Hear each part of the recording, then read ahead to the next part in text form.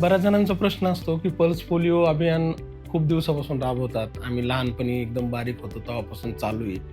आता तर म्हणतात की पोलिओ मुक्त भारत झाला आहे. तरी हे पल्स पोलिओ कशामुळे? तर तुमच्या माहितीसाठी की 2011 मध्ये आपल्याकडे लास्ट पोलिओचा पेशंट सापडला. 2014 मध्ये आपल्याला WHOनी सर्टिफिकेट दिलं किंवा भारत पोलिओ मुक्त झाला. परंतु तरीही अजूनही पाकिस्तान, अफगाणिस्तान आणि अदर कंट्रीजमध्ये पोलिओचे पेशंट आहेत आणि जे परत इंडियामध्ये पोलिओ येऊ शकतो म्हणून पोलिओ देणं गरजेचं आहे. दुसरी गोष्ट, आपण जसं रेबीज या आजाराला घाबरतो की झाल्यानंतर उपाय नाही, तसंच पोलिओ हा आजार पण जर झाला तर तो मज्जातंतूवर म्हणजे नर्व्हजवरती अटॅक करतो आणि पॅरालायसिस म्हणा किंवा अपंगत्व येण्याची भीती राहते.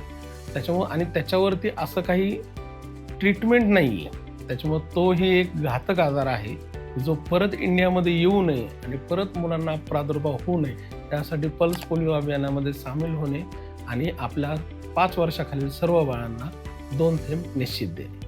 थँक्यू.